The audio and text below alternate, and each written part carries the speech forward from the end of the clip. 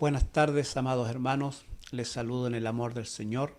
Gracias damos a nuestro Dios eterno por permitirnos tener vida, salud el día de hoy y por sobre todas las cosas porque podemos estar aprendiendo, oyendo la palabra de Dios. Hoy día vamos a analizar la oración del Padre Nuestro. Esta oración que es conocida en el mundo entero y no solamente por los que procesan, ¿no es cierto?, el Evangelio o algún tipo de religión. Es conocida por la gente común, ¿no es cierto? Incluso esta oración ha sido recitada en muchas películas, ¿no es cierto? Sale la oración del Padre Nuestro. Yo diría que es una oración que la conoce prácticamente el 90% de la humanidad. Es decir, casi el mundo entero, procese o no algún tipo de religión, esta oración se conoce, ¿ya? Es una oración, ¿no es cierto?, que está relatada tanto en el libro de Mateo como en el libro de Lucas, aunque Lucas dice, por ejemplo, en el capítulo 11, versículo 1, que fueron los propios discípulos de Jesús quien le hacen esta petición a Jesús que le enseñe a orar. Y seguramente, ¿no es cierto?, esta petición viene a raíz de que Jesús llevaba una vida de oración ferviente y efectiva. Es decir, cuando él oraba a su Padre que estaba en los cielos para hacerle algún tipo de petición, esta petición era respondida por su Padre y los discípulos se daban cuenta de esto. Como por ejemplo, él oró a su Padre en los cielos y los panes se multiplicaron. Él, por ejemplo, oró a su Padre en los cielos y los muertos resucitaban. Él oraba a su Padre que estaba en los cielos y las tormentas se calmaban. De hecho, por ejemplo, Jesús hizo tantos milagros, tantos hechos, que no todos están relatados en la Escritura, en la Biblia, ¿ya? Hay muchos hechos que Jesús hizo y que no están acá, que no los conocemos, ¿ya? Y sorprendidos seguramente los apóstoles y asombrados por el poder de la oración, es que le hacen esta petición a Jesús, ¿no es cierto?, que les enseñe también a ellos a orar. A raíz de esto, Jesús entonces le enseña esta oración, este modelo de oración. En realidad no significa que tenemos que recitar el Padre Nuestro cada día en vez de orar, sino que es un modelo, una forma de cómo dirigirnos ante el Dios eterno en oración, ¿ya? Y este es el modelo que vamos a analizar el día de hoy. Estas palabras que Jesús menciona aquí en el Padre Nuestro, la verdad que son más profundas de lo que podemos imaginar. Lo que está diciendo Jesús aquí son hechos, son verdades y tan profundas estas palabras que Jesús les enseñó a sus discípulos cómo dirigirse al Dios eterno que está en los cielos en oración, nos hacen meditar mucho cuando las analizamos cuidadosamente, porque en el fondo lo hacen a uno reflexionar, lo hacen a uno dirigirse ante la presencia de Dios con humildad, no con soberbia, lo hacen dirigirse ante la presencia de Dios con humillación, y eso es lo que vamos a analizar el día de hoy, ¿ya?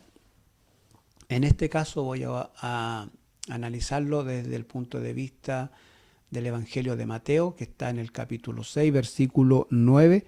Ahí está registrado esta enseñanza del Padre Nuestro, o la forma en que los discípulos debían orar, ¿ya? Así que vamos a comenzar entonces analizando el Padre Nuestro.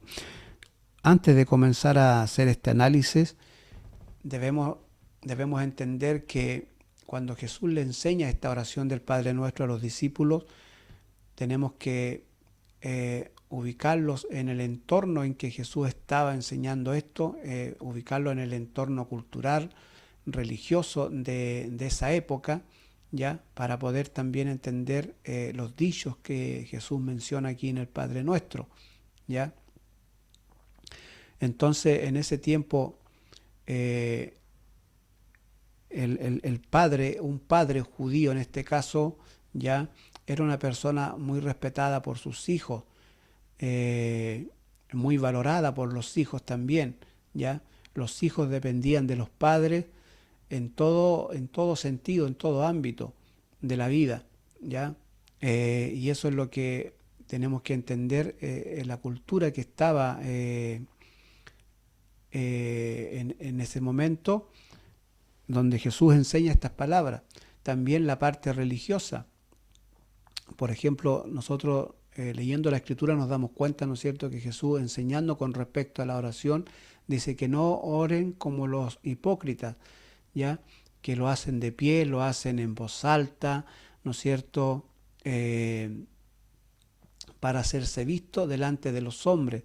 Entonces eso también era parte de la cultura en ese tiempo, digamos que los fariseos prácticamente oraban de esta manera, ya mirando en menos al resto de la gente que no era como ellos, ya los fariseos hacían llamar los separados, los elegidos, los privilegiados, como se quiera llamar.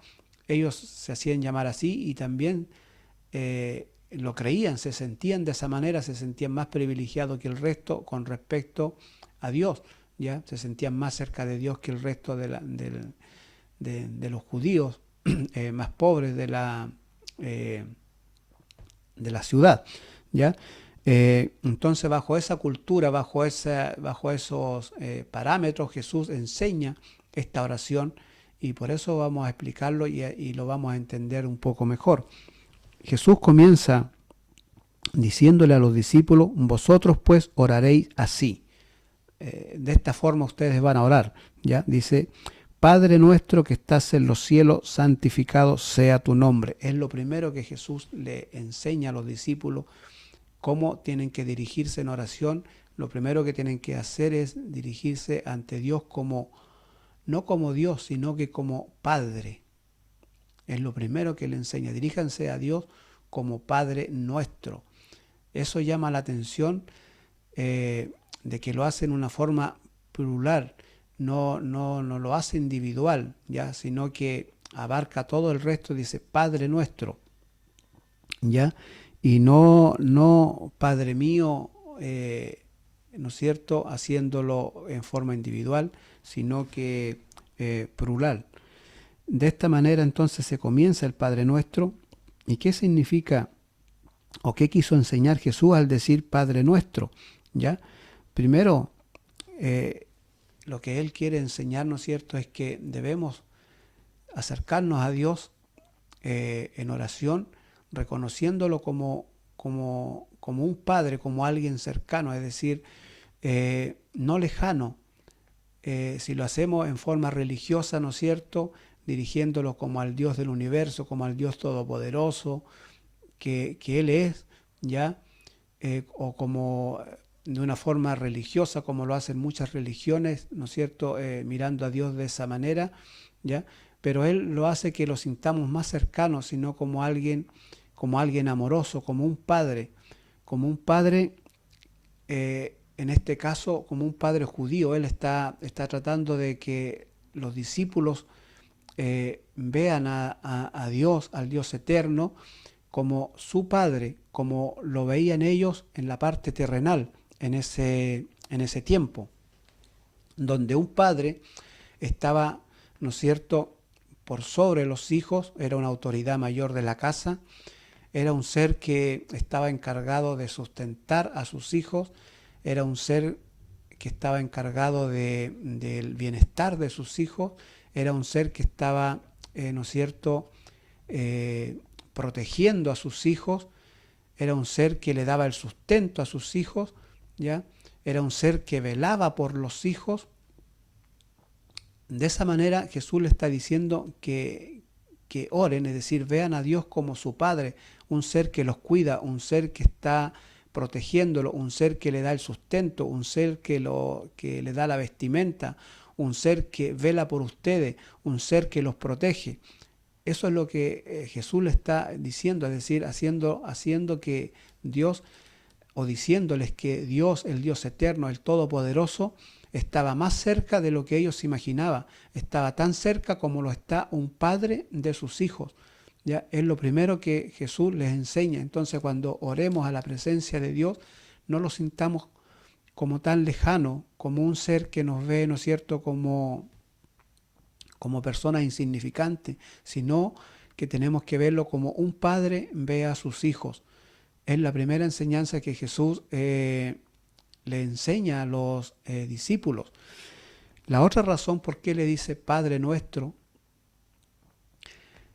está enseñándoles que cuando nos acercamos a la presencia del Señor, yo no tengo que sentirme un ser especial, diferente a los demás, a la demás gente que me rodea, a mi prójimo que me rodea. ¿Ya? No debo sentirme un ser por encima de ellos, ¿ya? O decir yo soy más privilegiado que mi prójimo, sino que al decir Padre Nuestro, yo me pongo en el mismo lugar que todos los demás seres que existen en este mundo, que mi prójimo en este caso, ¿ya? Y no como lo hacían los fariseos, que ellos se sentían privilegiados ante la presencia del Señor, ¿no es cierto? Y se sentían por encima de los demás.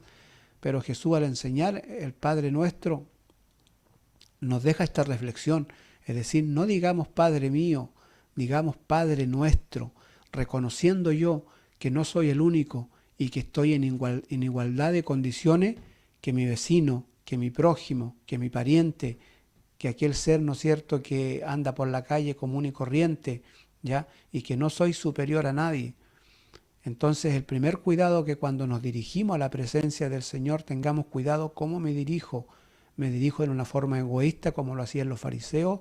¿O me dirijo como Jesús nos enseñó a orar, reconociendo en mi oración, al principio de mi oración, que no soy superior a nadie, que soy como todos los demás, y que reconociendo también que el Padre que está en los cielos no solo es mi Padre, sino que también es del resto del mundo? ¿Ya? Es la primera reflexión que Jesús nos enseña en el principio de esta oración, bajándolos un poco, como diríamos acá en Chile, los humos de la cabeza, bajándolos el ego, la soberbia, el orgullo, de que a veces nos sentimos mejor que el resto, o que podemos llegar a veces a sentirnos superior que otra persona. Jesús en esta oración, primero que nada, nos llama a la humildad. Primero, reconocer que Dios no es solo mi Padre, sino que es Padre de todos, ¿ya? Padre nuestro, ¿ya? Segundo, ¿no es cierto?, de que al dirigirme a la presencia de Dios como Padre, reconozco que dependo de Él, que estoy al cuidado de Él, que Él vela por mí, que Él es el que me sustenta, que Él es el que me protege, que en definitiva dependo de Él. Eso significa Padre nuestro, ¿ya? Así que esta oración es más profunda de lo que nosotros podemos imaginar, ¿ya? Tiene más significado de lo que podemos nosotros pensar, ¿ya? Y pensar que a veces solamente la recitamos, ¿no es cierto?, como si nada, pero hoy estamos aprendiendo algo nuevo, ¿no es cierto?, y estamos aprendiendo que en realidad esta oración es más profunda de lo que podemos pensar y tiene significado muy precioso, ¿ya? Y dice, Padre nuestro que estás en los cielos, es decir, reconocer que el Padre que tenemos está en un lugar privilegiado, está en un alto, está superior a nosotros, ¿ya? Inclusive que su nombre, que el nombre de Dios, Elohim, Hashem, como le llaman, ¿no es cierto?, en Israel, ese nombre tiene que ser santificado, ¿ya? Es decir, Dios es santidad, ¿ya? Incluyendo su propio nombre, ¿ya? Es santo porque Él es justo. Eso lo hace ser santo, es decir, su justicia lo hace ser santo, que más adelante lo vamos a analizar, ¿ya? Continúa esta oración diciendo, venga tu reino, hágase tu voluntad como en el cielo, así también en la tierra. Esta también es una palabra muy profunda, muy profunda, que obviamente nosotros aquí la vamos a analizar un poquito, pero no con toda la profundidad que que tiene esta palabra, pero sé que lo poco y nada que vamos a ver hoy nos va a hacer meditar y pensar bastante. Venga tu reino, es decir, una vez que reconozco que Dios es mi Padre, y no solo mío, sino que de toda la gente que me rodea, ¿ya? Segundo, reconocer que Él es el que me sustenta, Él es el que vela por mí. Luego, ¿no es cierto?, de hacer estos reconocimientos ante la presencia de Dios, yo presento un deseo, ¿ya? Y deseo que venga su reino, ¿ya? Y esta palabra es fuerte, es profunda, porque cuando la analizamos con cuidado, pedir, Señor, venga tu reino, estoy diciendo, no estoy conforme en el reino que yo estoy viviendo, con el reino de este mundo, con los gobernantes de este mundo, ¿ya? Es decir, deseo, el venga tu reino, es decir, deseo tus leyes, deseo tus preceptos, deseo tus estatutos, deseo tu justicia, deseo tu santidad, deseo tu perfección, ¿ya? Es decir, deseo todo lo que viene del parte de nuestro Padre Celestial, incluyendo todo lo que está en su reino, ¿ya? Es manifestar, esta petición es manifestar, ¿no es cierto?, que no estoy de acuerdo con este mundo, que no estoy de acuerdo con las cosas que se hacen en este mundo, es manifestar que estoy cansado de la idolatría que está en este mundo, que estoy cansado, ¿no es cierto?, de que del pecado que nos rodea en este mundo, donde nosotros también a veces caemos en ello.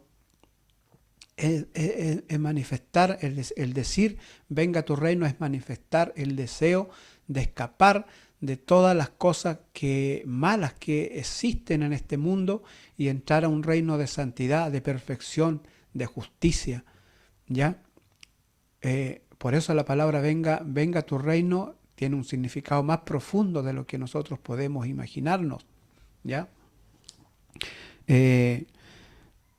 Dice, hágase tu voluntad, es decir, venga tu reino y hágase tu voluntad. La voluntad, así como tu voluntad que se hace en el cielo, que también se haga en la tierra. Eso está expresando aquí. Es decir, yo deseo que así como en el cielo se hace lo que usted ordenó, lo que usted diseñó, lo que usted mandó, lo que usted ordenó, en el cielo eso lo hacen los ángeles, ¿ya? En santidad, en perfección.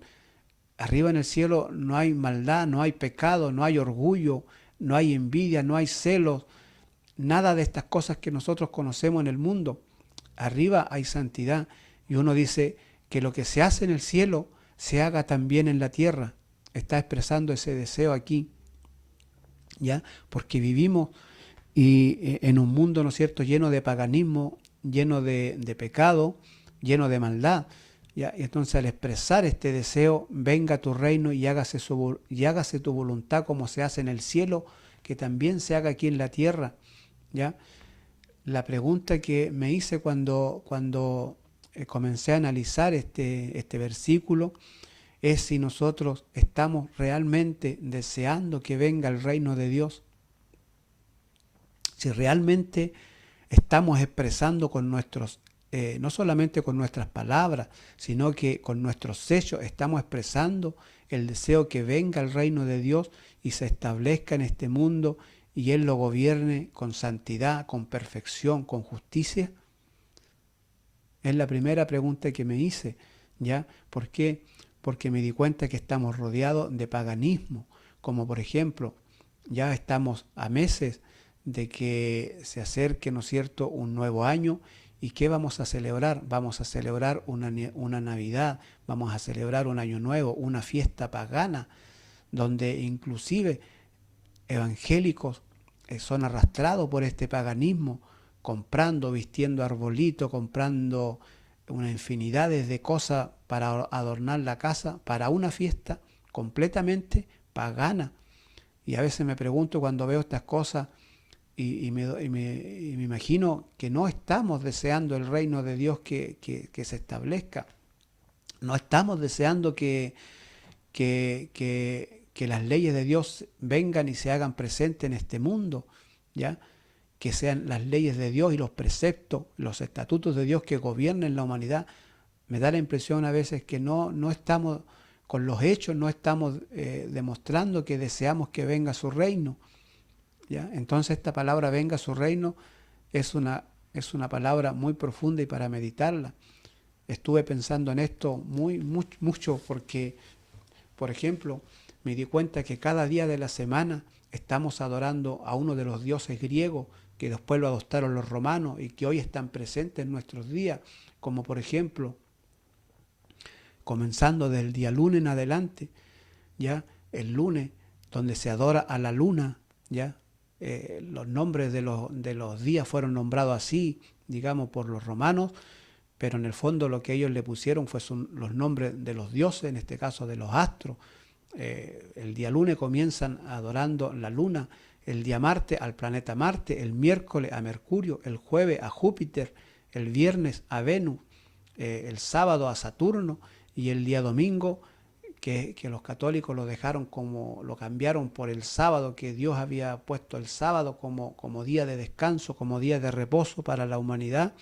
Los romanos lo cambiaron por el domingo, el dios del sol, donde ellos adoran a su dios, el sol, digamos, en este caso, y imagínense, nos damos cuenta que estamos gobernados por un mundo lleno de paganismo y sin darnos cuenta, cada día, digamos, estamos celebrando a los dioses paganos, comenzando del lunes en adelante hasta el día domingo, ¿ya?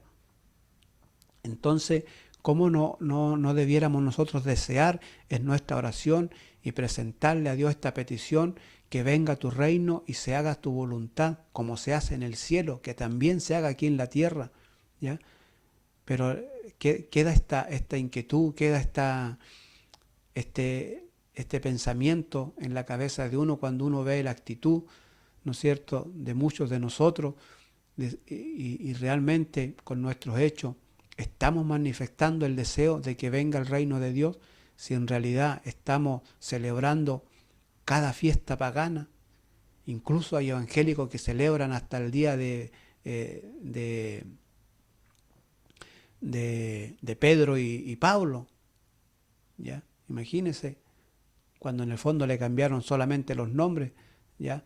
Pero ellos adoran a sus dioses paganos, en este caso, y lo dejaron establecido en los días, también en los meses. Ya los nombres que tienen los meses son mayoría de dioses de los romanos, que venían de los griegos, después los adaptaron los romanos, ya incluyéndose como por ejemplo el mes de julio, el mes de agosto, donde los emperadores romanos también, ellos llegaron a creerse Dios y hacían que la humanidad de aquel entonces los adorase como Dios, y eso quedó establecido incluso en los calendarios. Imagínense que julio por Julio César y agosto por Augusto.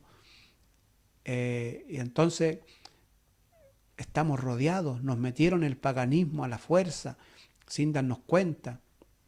Ya las leyes que gobiernan este mundo, leyes paganas, ¿ya? Imagínense que hoy día no se está pidiendo que venga su reino, sino que lo que se está pidiendo, se está pidiendo que los pecados queden inscritos en las constituciones de cada país.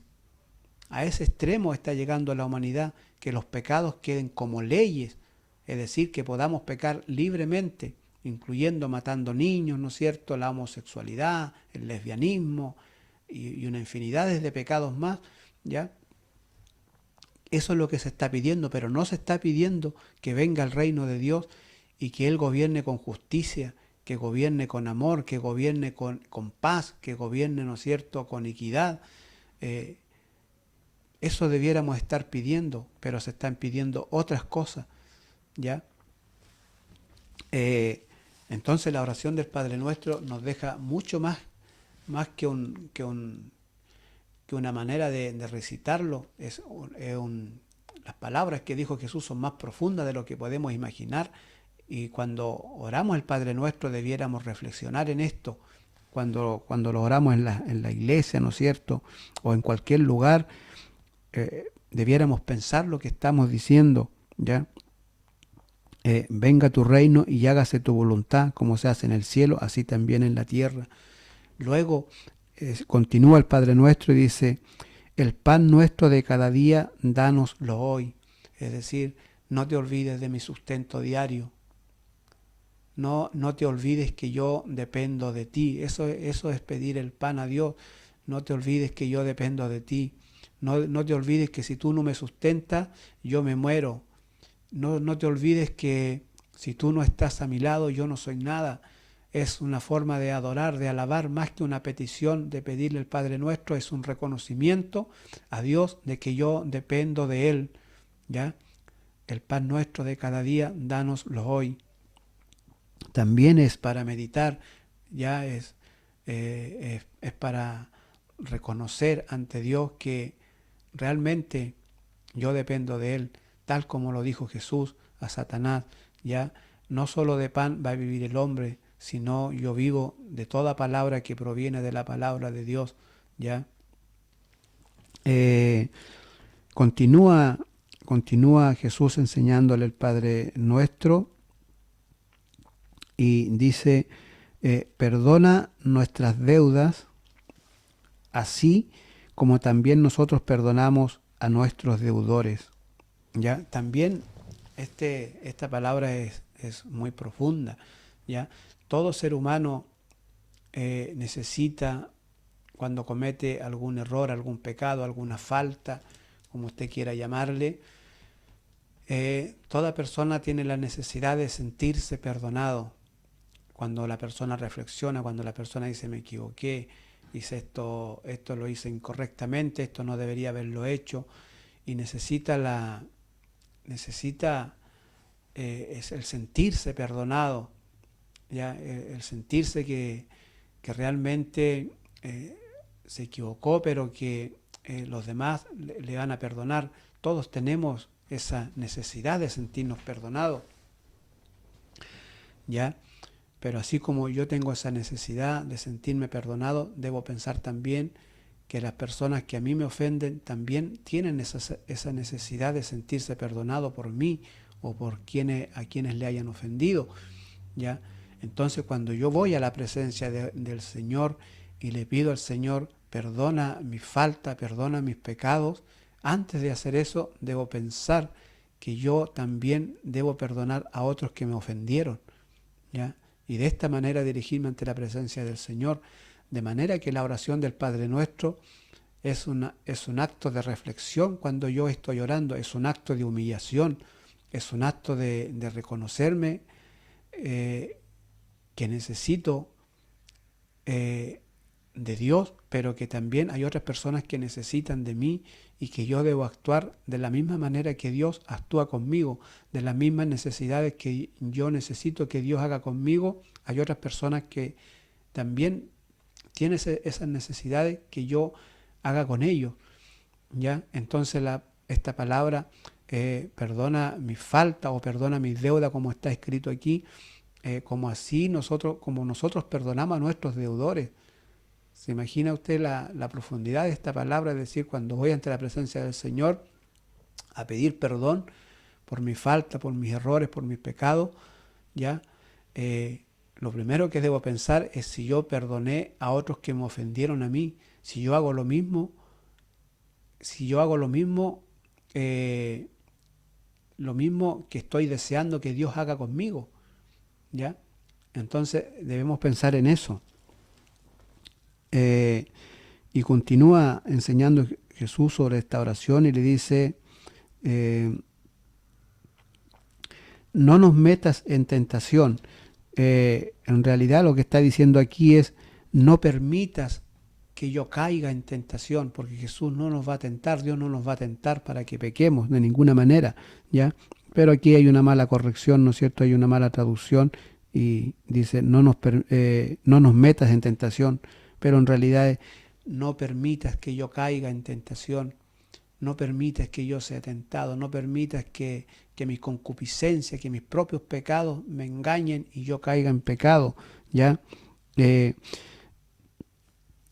Dice, más líbranos del mal, es decir, protégeme del mal, cúbreme, cuídame del mal, que yo no caiga en el mal, ¿ya?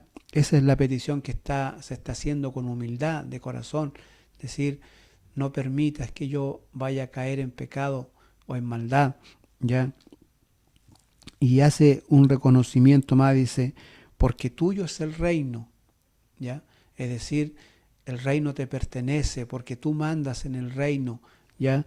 Porque tú eres dueño del reino, ¿ya? Y te pertenece. Tuyo es el reino, tuyo es el poder y tuya es toda la gloria, ¿ya? Por todos los siglos. Amén. Esa es la oración, el modelo de oración que Jesús enseña.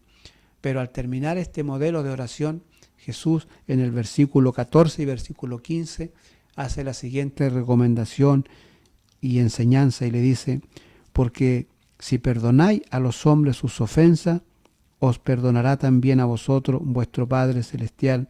Mas si no perdonáis a los hombres sus ofensas, tampoco vuestro Padre os perdonará vuestras ofensas. ¿Qué le parece esta enseñanza? Es decir, si ustedes no son capaces de perdonar a su prójimo, ¿ya? ¿Por qué se van a sentir privilegiados de que Dios los perdone a ustedes? Eso se llama orgullo, es decir, perdóname a mí porque yo soy superior al que me ofendió. Perdóname a mí porque yo valgo más que el que me ofendió a mí. ¿Ya? Eso se llama orgullo, eso se llama vanagloria. ¿Ya? Y Jesús dice, al terminar esta enseñanza de cómo orar, Jesús hace esa recomendación y le dice, si ustedes perdonan a los que los ofenden, vuestro Padre que está en los cielos también los perdonará a ustedes. Pero si ustedes no perdonan a los que los ofenden, tampoco serán perdonados por vuestro Padre que está en los cielos. Así que es una oración profunda, de gran meditación, es para reflexionar, ¿ya? No es solamente recitar esa oración como comúnmente se hace en muchas oportunidades, se hace, ¿no es cierto?, se recita, pero sin pensarla, sin analizarla. Es una oración, yo diría, que nos baja los humos, que nos baja la soberbia, que nos baja el orgullo y que nos hace ponernos en igualdad con las demás personas. Es una oración que reconoce que estamos al cuidado del Dios eterno y que sin Él nada somos. Es un reconocimiento de que el sustento proviene de Dios. Es un reconocimiento, ¿no es cierto?, de que Él es la única persona que nos puede proteger de caer en faltas. Es un reconocimiento de que el reino y que la gloria y que todo el poder que pueda existir le pertenecen a Dios por los siglos y los siglos. Amén. Que el Señor de paz les pueda bendecir. Este video lo estoy grabando hoy jueves 6 de octubre, pero que como todos los domingos los voy a subir el día domingo, ya que el domingo no podré grabarlo, voy a estar fuera de mi hogar, entonces no voy a tener los equipos para hacerlo, así que lo grabé hoy día jueves y lo estaré compartiendo ya el domingo para que todos puedan verlo y podamos juntos, ¿no es cierto?, analizar y revisar esta oración del Padre Nuestro, que es muy profunda y hermosa también. Que el Señor de paz les pueda bendecir. Les deseo que tengan una rica semana junto a su familia, a sus hijos, y no se olviden de leer y disfrutar de la palabra del Señor, que en ella nos parece que encontramos la vida eterna. Amén.